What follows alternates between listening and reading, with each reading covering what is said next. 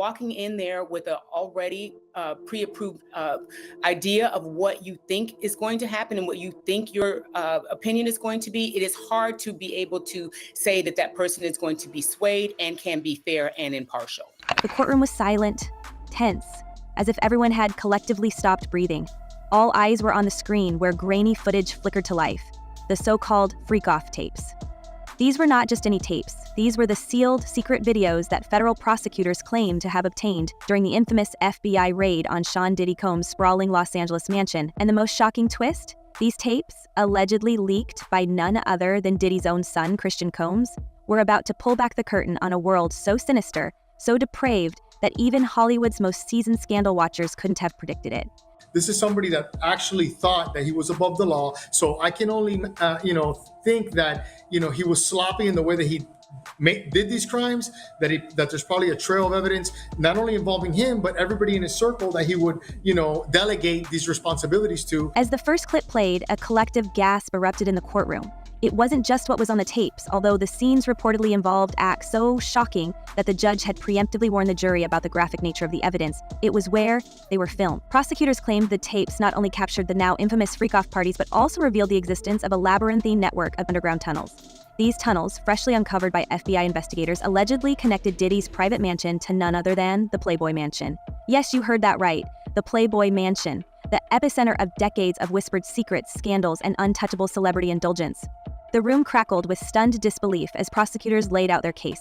These tunnels weren't just architectural curiosities. No, they were far more than that.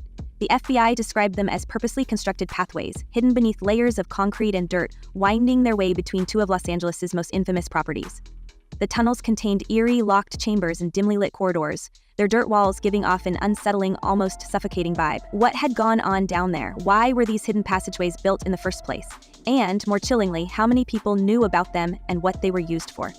I feel like we're almost becoming numb to the lawsuit after the lawsuit after the lawsuit. And do all of the allegations against Combs so far that we've seen make the claims here, these new claims, do you think it makes it more or less true? In other words, does the fact that a lawsuit comes out in late 2024? The prosecution didn't hold back. They claimed these tunnels were designed for one reason: secrecy. A world without cameras, without prying eyes, where anything could happen. And as we sat there listening to these revelations unfold, we couldn't help but wonder, what darker truths could those dirt-covered walls be hiding? The tunnels were, as one agent reportedly said, just the tip of the iceberg. And then came the bombshell, the connection to the Playboy Mansion. The very idea sent shivers down our spines. The Playboy Mansion, long a symbol of glitz, glamour, and unrestrained hedonism, had always been wrapped in mystery. Over the years, whispers of secret parties, powerful guests, and troubling behavior had swirled around it. But this, the possibility that Diddy's wild freak-offs were somehow linked to that infamous estate, that these tunnels were a pipeline for a hidden world of decadence and depravity, it was almost too much to process. Prosecutors hinted at a larger network, a shadowy ecosystem of power, wealth, and exploitation that may have involved some of the biggest names in entertainment. The implications were staggering. Had these tunnels been used to transport people, substances, evidence of some kind? Or were they simply a means for Diddy and his inner circle to escape prying eyes while moving effortlessly between two of the most exclusive properties in LA? The possibilities were endless, and each one was more chilling than the last. But it will be up to the jury. And there's really another piece of this case, and that's the racketeering case. And they don't really talk about that. Diddy's attorneys, Sean Combs' attorneys, they stay away from the racketeering part of this. They are focused solely on the trafficking part of this case. What we couldn't ignore, however, was the emotional weight of the tapes themselves. Prosecutors claimed they didn't just showcase the underground world, they exposed the unspeakable acts that allegedly took place during Diddy's notorious parties. And the fact that these tapes had surfaced because of Christian, that raised even more questions. Why would Diddy's son risk setting off such an explosive chain of events? Was it intentional, or was it a mistake, a reckless move that spiraled out of control? That could be concluded as soon as Wednesday, with opening statements in the case beginning next week, and then the beginning of the evidence. So Combs has pleaded not guilty. He has said, his lawyers have said, that all of these allegations are the prosecutors trying to criminalize his sexual activity that they say was entirely consensual. Christian Combs, once seen as a rising star in his father's empire, now found himself at the center of one of the most scandalous trials in modern history. Some speculated it was an act of rebellion, a young man desperate to break free from his father's shadow. Others wondered if it was something darker. Could Christian have been trying to expose a legacy of pain, a world he no longer wanted to be a part of? Or was he simply a pawn in a much larger game, caught in the crossfire of powerful forces far beyond his control? As the tapes continued to play, the courtroom was frozen in stunned silence. Legal teams furiously scribbled notes, journalists whispered into their phones, and spectators clutched the edges of their seats. The stakes couldn't have been higher. These tapes weren't just evidence, they were a window into a hidden world of power, secrecy, and abuse. And for Diddy, they could mean the difference between freedom and a lifetime behind bars. But what made this all the more unsettling was the betrayal at its core. Christian, the son Diddy had groomed to inherit his empire, had reportedly been the one to let the tapes slip into the hands of federal prosecutors. Was this a calculated move? A desperate cry for help? Or could it have been part of some larger conspiracy? One designed to bring down one of the most powerful figures in music. The courtroom murmurs grew louder as the prosecution shifted back to the tunnels. They described the painstaking work the FBI had undertaken to uncover them, detailing how agents had stumbled upon the hidden network during a raid earlier this year. One agent described the tunnels as claustrophobic and haunting, with thick steel doors that required specialized equipment to open. Behind those doors, locked rooms filled with items the FBI has yet to fully disclose. But rumors were already swirling. Some said they'd found safes full of incriminating evidence. Others claimed there were hidden cameras, recording devices, and files that could implicate more than just Diddy. Absolutely not surprising, because they want to get to a fair and impartial jury, and someone who has already formed an opinion, for example, is not going to be someone that the defense is going to want to move forward with, because you are supposed to listen to what the judge says in the four corners of the room. What we do know is that these tunnels weren't just a logistical convenience. They were a symbol of something far more sinister, a world of unimaginable excess and unchecked power. And the idea that they connected Diddy's mansion to the Playboy mansion, that opened up a whole new realm of speculation. How many celebrities had walked those tunnels? What had they been a part of?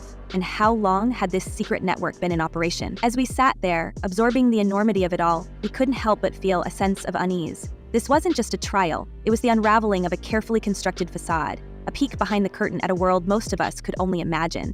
And at the center of it all was Sean Diddy Combs, a man who for decades had been untouchable. Now his empire was crumbling, his secrets laid bare, and his own son may have been the one to light the match. But why? Why would Christian do this? Was it revenge? Redemption? Or was there something else, something we hadn't yet uncovered? As the courtroom buzzed with speculation, we were left with more questions than answers. And as the tapes rolled on, we could feel it. The weight of a story that was far from over. Because we now know who all the prosecutors will be on Diddy's trial. They're all women. They have assembled a team of female prosecutors, and that is definitely not. And just when we thought the revelations couldn't get any darker, the whispers started to spread. Whispers of a so-called human zoo. Yes, you heard that right. Hidden beneath the sprawling luxury of Diddy's mansion in those secretive, soundproof chambers uncovered by the FBI, there were rumors of something far more disturbing than any of us could have imagined. These weren't just ordinary locked rooms or storage spaces. According to insiders and leaked reports, these spaces were allegedly used to hold individuals against their will, trapping them in a world of psychological manipulation and control. The very idea sent chills down our spines. Were these rooms part of some twisted power play? A way for Diddy to isolate and dominate those caught in his orbit? The leaked tapes, which poorly captured not only scandalous acts but horrifying abuses, hinted at this very possibility. Prosecutors described footage of victims being forced into degrading situations, all filmed without their knowledge or consent.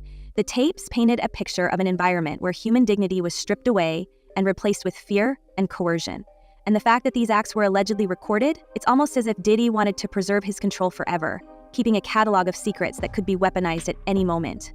It was a chilling peek into the mind of someone who, according to the allegations, thrived on power and domination. But what about those locked rooms? What truly went on behind those heavy steel doors buried deep beneath the mansion? Some sources have claimed that these rooms were equipped with surveillance cameras, chains, and other items that hinted at sinister purposes. Others suggested they were used for storing evidence of past wrongdoings, the kind of evidence that could destroy lives if ever revealed. And then there were the more disturbing theories, that these rooms were part of a broader system of exploitation, a dystopian nightmare hidden in plain sight. As we listened to these allegations, one horrifying question lingered. How many people were trapped in this world? And how many more secrets are still buried underground? You know, I suppose it could be coincidence. I don't think it's coincidence and especially given the nature of the case. Yes. Because when you look at who is examining these various witnesses, especially female alleged victims, of which there will be 4. And then there's the curious case of victim 3. Her disappearance has added yet another layer to this already tangled web. The prosecution had described her as a key witness, someone whose testimony could have blown this entire case wide open. But now, she's nowhere to be found. No one can reach her. Not her legal team, not the prosecutors, not even her close friends. Is this just a coincidence? Or is this yet another example of the immense power and influence that Diddy has allegedly wielded for decades? There are those who believe she was intimidated into silence, her absence a direct result of the fear that speaking out could ruin her life. Others speculate that she might have been bribed or coerced into disappearing altogether. And the most chilling theory? That something far more sinister may have happened to ensure her voice would never be heard. Whatever the truth may be, her testimony was expected to include explosive details about the alleged trafficking network, details we may never hear now that she's vanished. The implications of this are massive. If one witness can disappear so easily, how many others might have been silenced before her? How many stories have already been buried, never to see the light of day? Attorney, what you want you want the best attorneys you can have in there, and it really, I know you want to, like we said, appearances matter, but you want to win this case, and you need, like you said, it's harder for them. It's hard to ignore the broader theme here, how power and wealth can shape the narrative, suppress the truth, and protect the guilty. We've seen it before in Hollywood and beyond, and this case feels like yet another chapter in that same disturbing story. Diddy, with his vast fortune and global influence, has spent years building an empire that, according to prosecutors, was designed to shield him from accountability. From NDA agreements to alleged payoffs, the tools of control were all there. And now, with so much evidence surfacing, we can't help but wonder how much of it has already been destroyed, hidden, or silenced forever. What makes this all the more unsettling is the sheer scale of what's been uncovered so far. The tapes, the tunnels, the locked rooms, the missing witness. It all points to a pattern of behavior that's hard to ignore. And yet the question remains, will justice truly be served? Or will Diddy, like so many others before him, find a way to escape accountability? His legal team has already dismissed the allegations, describing them as exaggerated or outright false. They've painted a picture of a man who's simply misunderstood, a victim of his own success. But can that narrative really hold up under the weight of everything we've seen so far? So Diddy, after the Cassie lawsuit, gets hit with a bunch of lawsuits, and then ultimately the raids, and then this criminal case. But as investigators dug deeper into Diddy's mansions, they stumbled upon something even more chilling: cryptic messages scrawled across mirrors, walls, and even furniture. These weren't just random scribbles. They were deliberate, calculated phrases that seemed designed to instill fear and submission. Phrases like obey or suffer and nothing is free were found etched into reflective surfaces in some of the mansion's most private areas. What kind of person leaves behind messages like these? And who were they meant for? Were these warnings for his alleged victims, reminders for his employees, or even mantras Diddy repeated to himself to maintain control over his empire? The psychological weight of these messages cannot be overstated. Experts have suggested that such phrases are often used as tools of manipulation, a way to break down boundaries and assert dominance over others. The very presence of these words paints a picture of a man who thrived on power dynamics, someone who didn't just control people physically, but sought to control their minds as well. The placement of the messages, too, is telling. Many were found in spaces where privacy and vulnerability intersect: dressing rooms, bathrooms, and even within the hidden chambers beneath the mansion. It's as if these phrases were meant to remind anyone who entered those spaces that they were on Diddy's turf, subject to his rules. The feds, Al Capone style, have not charged everything under the sun. They've charged 3 main charges: racketeering, trafficking, and the transport of a... And I'll tell you, I don't know about the racketeering charge. It's pretty sweeping, and I'll tell you what the general elements are. And then there's the question of why these messages were left intact, even after the FBI raids. Was it arrogance, carelessness, or something far more sinister? Some speculate that Diddy may have wanted them to be found, a final display of his power even as his world crumbled around him. Others believe they were a form of psychological warfare, a haunting reminder of the control he once wielded over everyone in his orbit. The messages aren't just words on a wall. They're a window into a mindset that prioritized fear and submission above all else. It's a chilling glimpse into the alleged inner workings of a man who, according to prosecutors, built his empire on manipulation and exploitation. What's even more unsettling is how these messages tie into the broader narrative of abuse and control. If someone is willing to leave behind such ominous phrases, what else might they be capable of? The cryptic words, combined with the tapes, tunnels, and missing witnesses, create an unnerving picture of a world where nothing and no one was safe. How many people saw those messages and felt their power? How many lives were shaped by the fear they instilled? These are the questions that linger long after the investigation ends, leaving us to wonder about the true depths of Diddy's influence and the people who were caught in his web. That he has with others, and just because no one else has been charged, which normally in a RICO case you would have others charged, it was a statute designed to get mob bosses, trying to get at criminal behavior that's like a web of criminal behavior that you can't necessarily prove, like the one thing or the statute of limitations expired on the other thing, but you're just showing this bad guy who's operating what's clearly an enterprise that over and over engages in criminal problems or criminal acts. And let's not forget the ripple effects this case could have on Hollywood as a whole. If these allegations are true, it raises uncomfortable questions about who else might have been involved, who else might have known, and who else might be protecting their own secrets. The connection to the Playboy Mansion alone is enough to suggest a much larger web of complicity, one that extends far beyond Diddy himself. How deep does this rabbit hole go? And how many other powerful figures might be caught in its wake? It's impossible to look away from the sheer spectacle of it all. The trial, the evidence, the rumors, it's like watching a real-life thriller unfold in front of our eyes. But beneath the headlines and the tabloid drama, there's a much darker story here. It's a story about power, exploitation, and the devastating impact it can have on the lives of those who get caught in its grasp. And as we watch this saga play out, we're left with one haunting thought.